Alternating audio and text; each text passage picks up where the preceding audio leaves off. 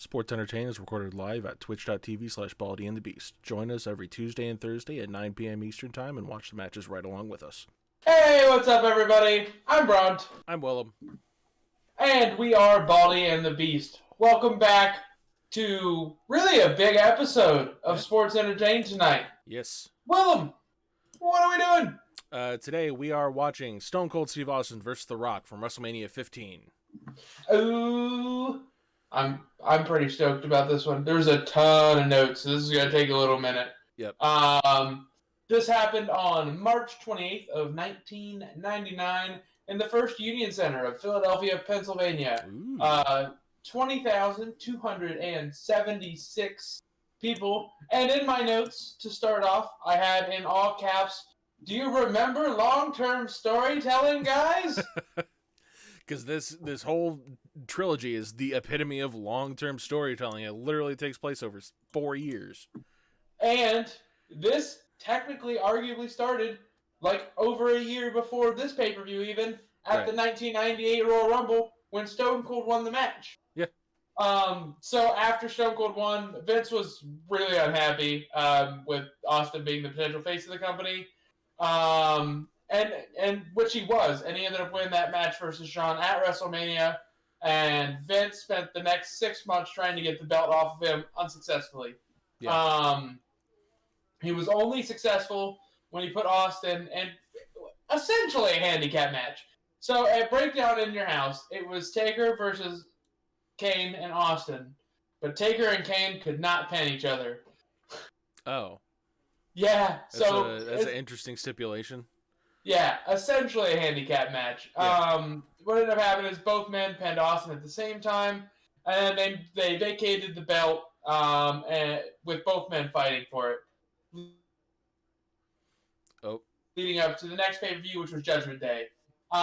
So Vince had a bright idea to embarrass Stone Cold and have him be the special guest ref for that world title match. Okay.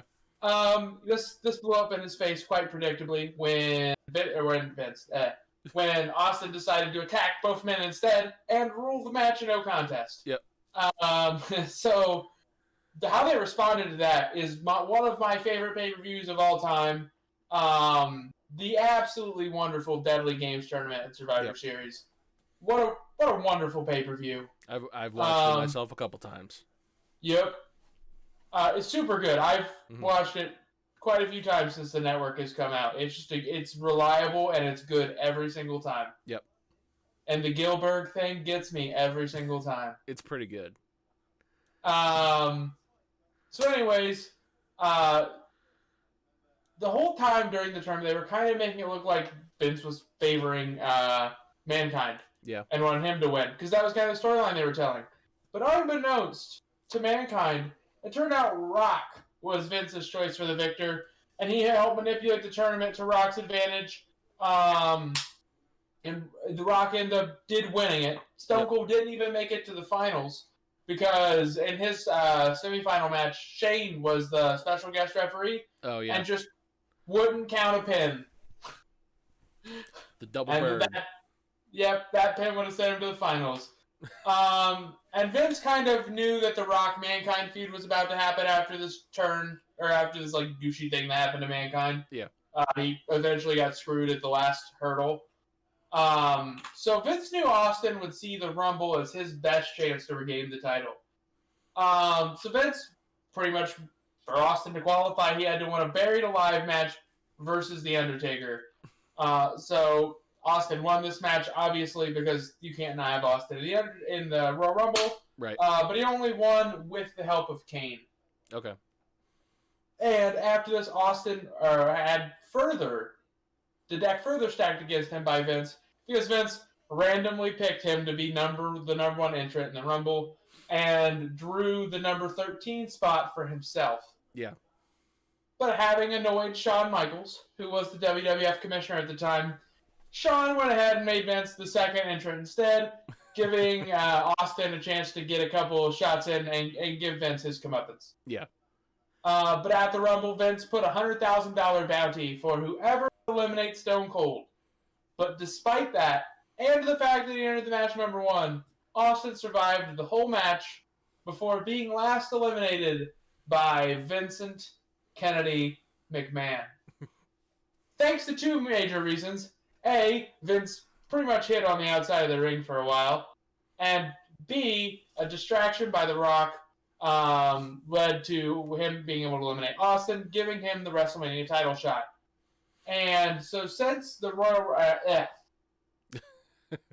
So the next night on Raw, since Vince was only a part-timer and was a member of the same faction as The Rock, they were the corporation together, Vince said that he just would relinquish his place at WrestleMania, being the first Royal Rumble winner to do so. But Shawn Michaels decided that if Vince didn't want his spot, then I guess the runner-up would get that place. And Austin was pretty much willing to put the title shot on the line in order to get a one-on-one match with Vince with no corporate interference. And if Vince won, Austin would not go to Mania at all. So at St. Valentine's Day Massacre, they had a steel cage match, which pretty much consisted of Vince running away. Yeah. Until a defecting WCW star, Paul White, also known as The Big Show, came from under the ring and beat up Austin and inadvertently cost Vince the match when he threw Austin into the cage and the cage door swung open and Austin just dropped to the ground, punching his ticket to the granddaddy of them all, WrestleMania. Yep. That's really, it's a full solid 2 years worth of storytelling almost. Given our current environment, amazing. Yeah. Well, I mean, it kind of goes to show, like, back when there was competition, even before there was competition, like, because the Mega Powers exploding was, like, a great, like, 3-year storyline. Like, that took place over 3 years, and it was fantastic in the way that it wound up. So, at some point between the 80s and, like, 03, really the death of WCW, that's when shit kind of fell down the tubes. Yep.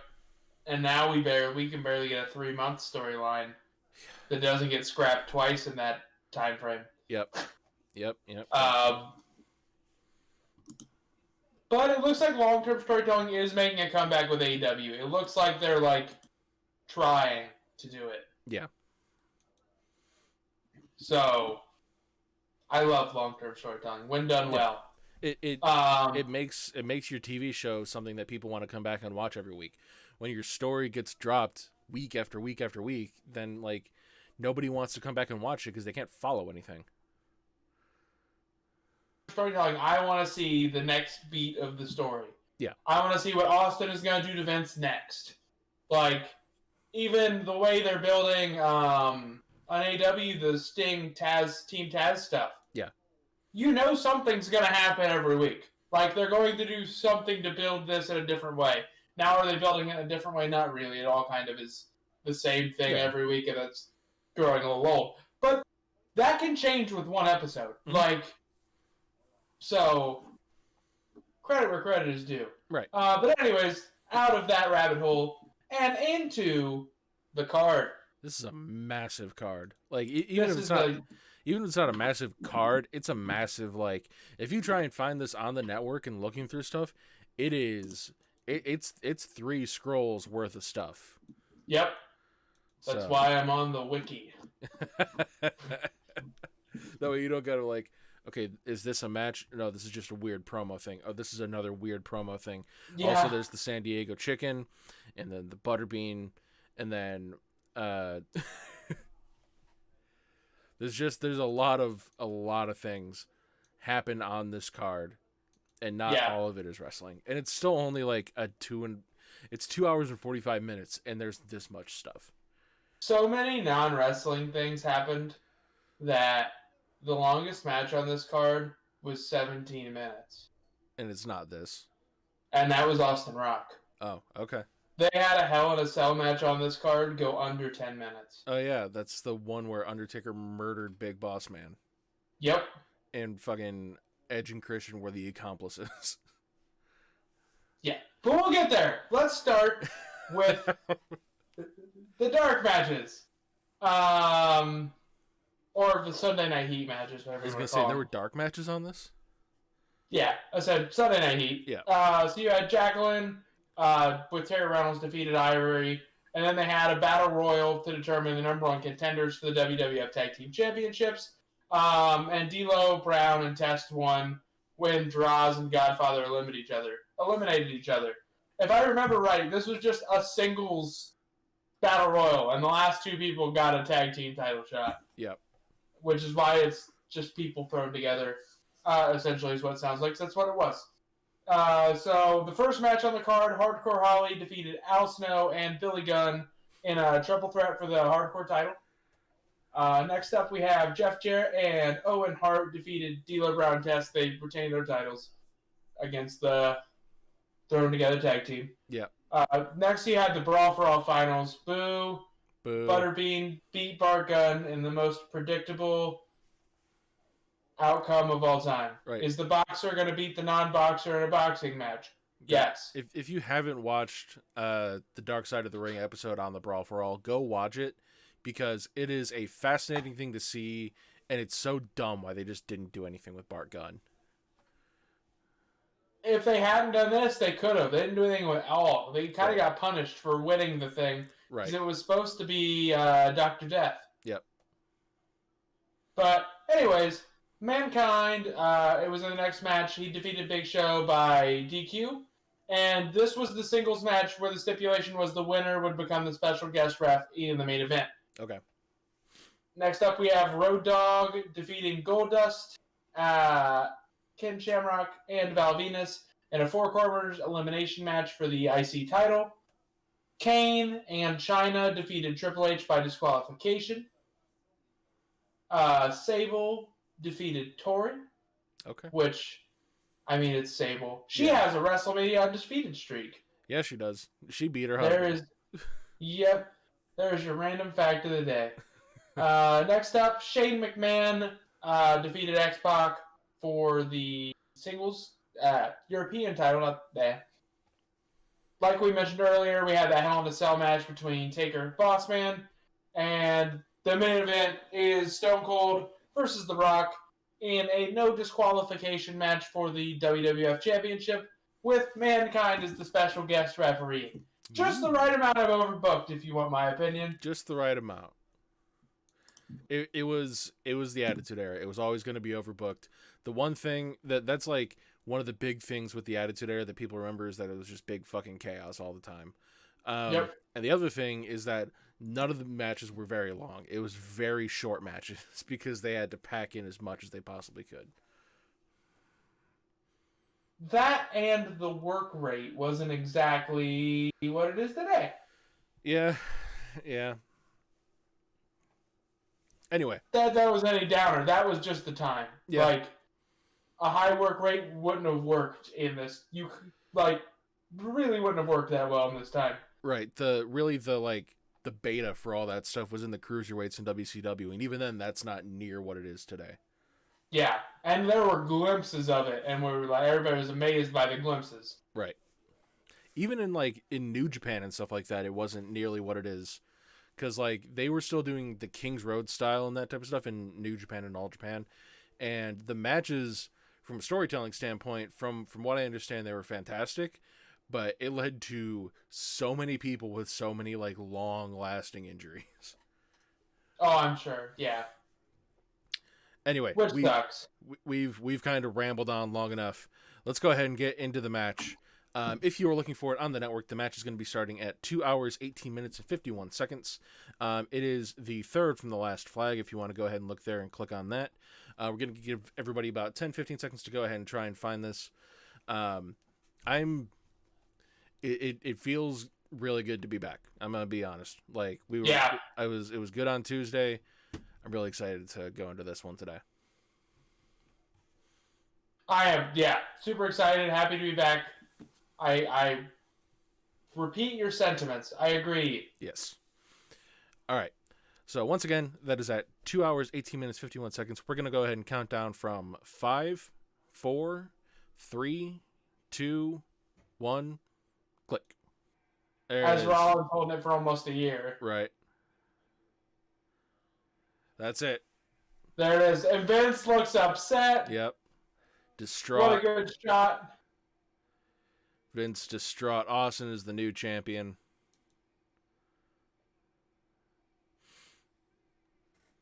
And there it is right there.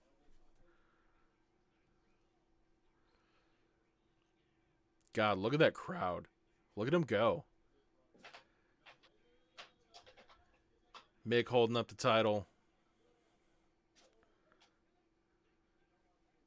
God damn.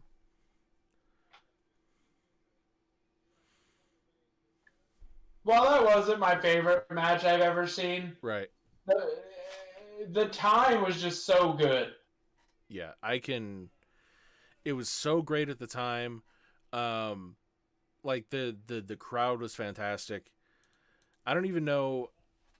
I don't know. I'm kind of lost on a lot of stuff here. The crowd went fucking ate insane. this shit.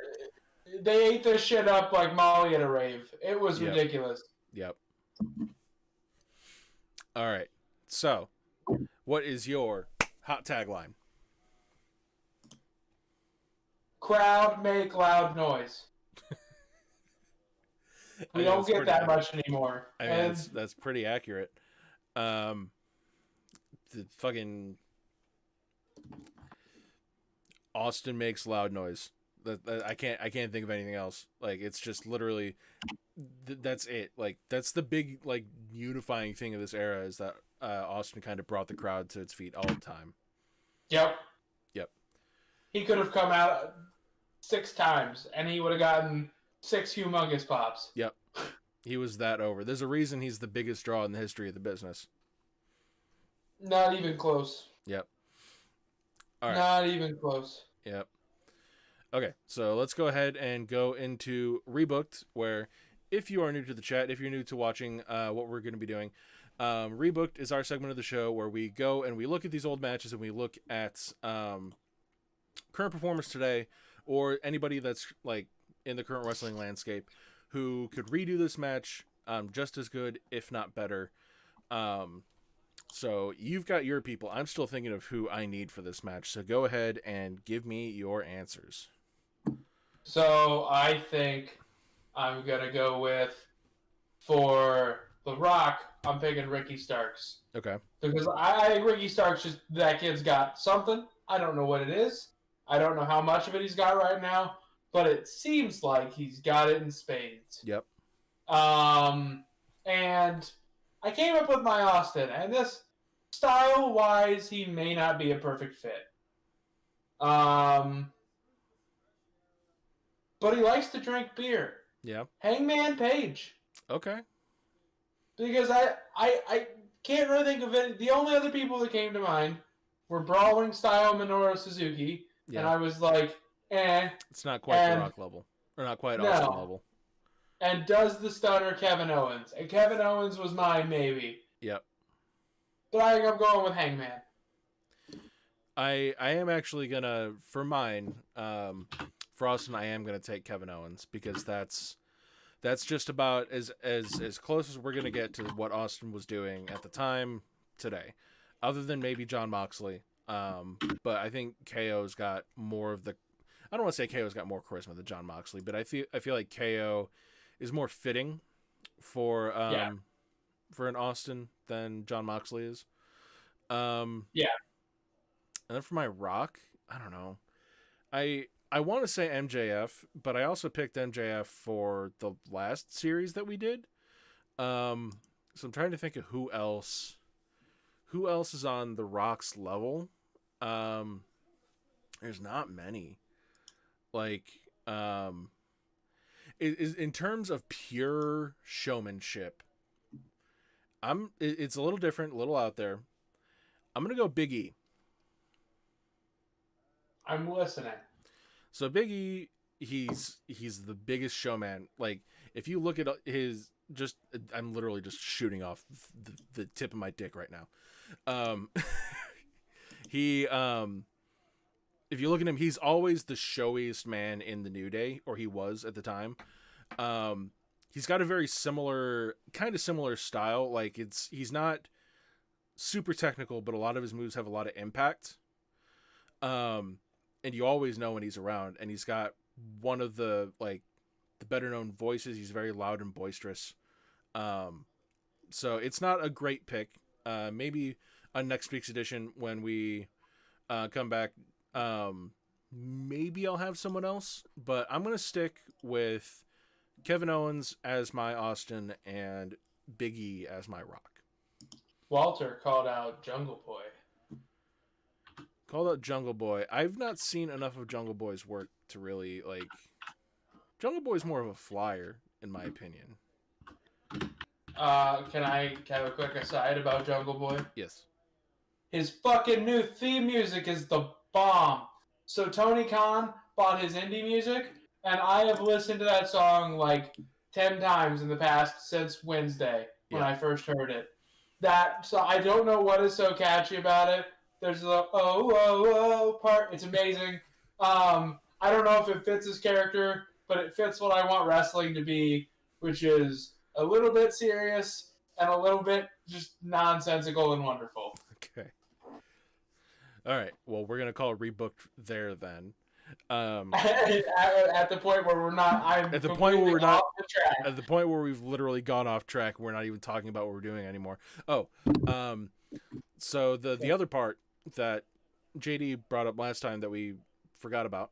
Do you think the right person went over in this match? Yes. Did Absolutely. you hear those pops? Absolutely. This is this is peak send the crowd home happy. The crowd went home very fucking happy at the end of this night. They saw Austin win. They saw him chug a couple beers. Well, they saw Austin from 2 years worth of story, from at least 2 years worth of storytelling. Go from getting screwed out of the Rumble. He won at the last year's Mania, and then he got screwed out of his title later on down the line, and then he came back and he got through The Rock, and he made his way to the top, and he got his title that he should have never lost. Walter says no because the heel should win every match. That's not how you book a match, Walter. Technically, Austin was a tweener. That's true. So we can just say the heel side of him won this match, and the face side did not. Yeah. I've solved your problem. The heel still won.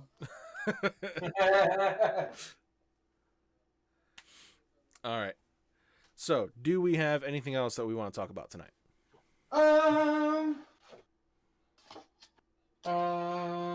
No. Good No? Good wrestling happened yesterday. Good wrestling happened yesterday. It was some very entertaining stuff on Dynamite last night. I didn't watch NXT. I don't know what all happened down on there. I didn't really see any reviews of it either. Why am I holding this remote? Can I just read my text to you from last night during Dynamite? Yeah, go ahead. Read off your text string because I wasn't paying attention. Okay.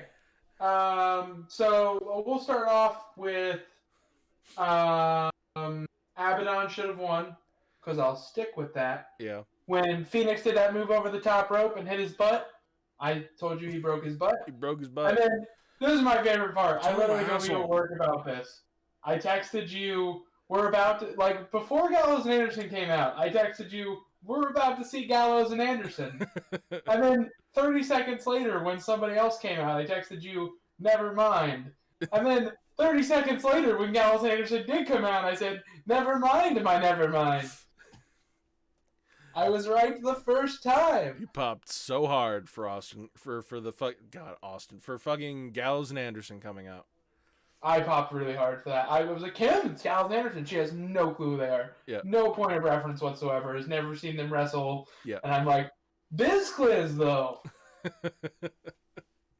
They've got to be doing they've got to be doing something. Oh, yeah. Definitely. I'm worried they're going to call them the band. Oh, no. Because they said the band is back together. And you know what they should do? They should call up New Japan. And they should be like, we let you use Jon Moxley. Can we please use the name The Bullet Club? Yeah. Just call them like they do all the time. Wilson Gobernador, Stay Japón. Just call them American Bullet Club or AEW Bullet Club or something. Bullet Club. Bullet Club of America. Yeah. Like, literally, it's not that hard. Just right. Harold Mesh isn't in there, isn't in charge anymore. Call whoever is and just be like, do you want to work with us, please?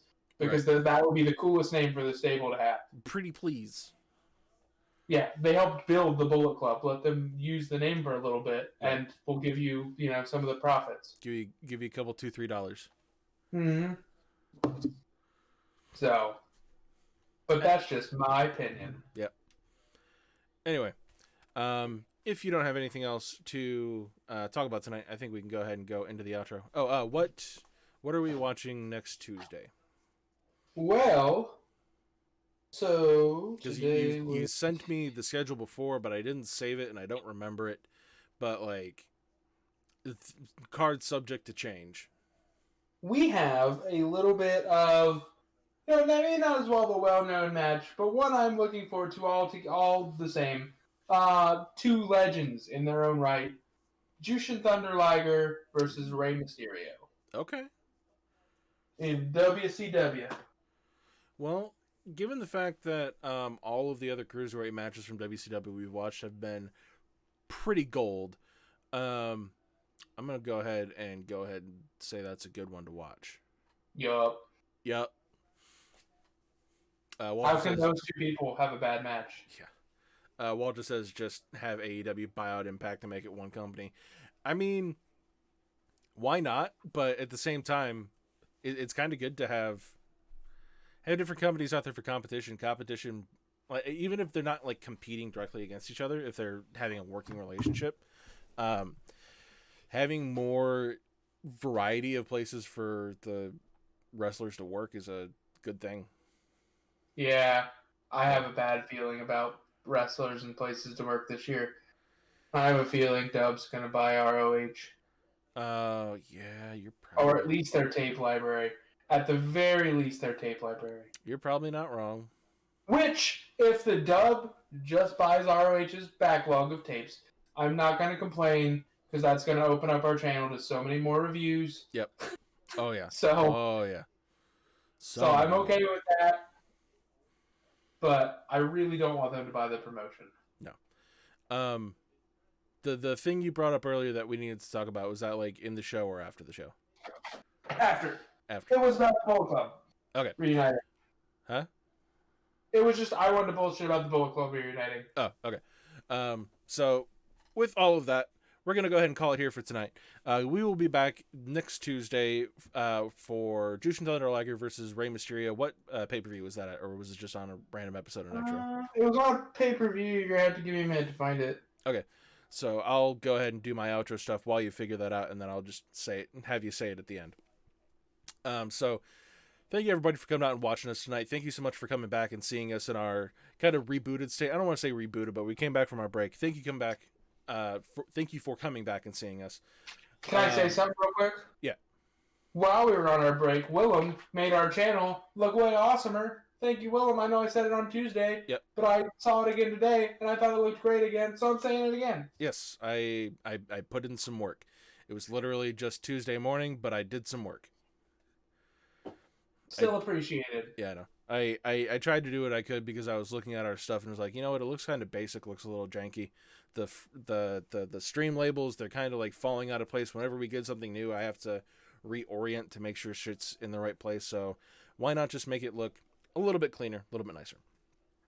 Any hoozle. Thank you for God, let's try this outro one more time because I can't talk. I did a 3.5 hour stream this morning, and here I am today, and then I had to work. So let's try this one more time. Thank you everybody for coming out and seeing us tonight. If you haven't already, check us out at our places in the description down below. Check us out on our Facebook, YouTube, Twitter.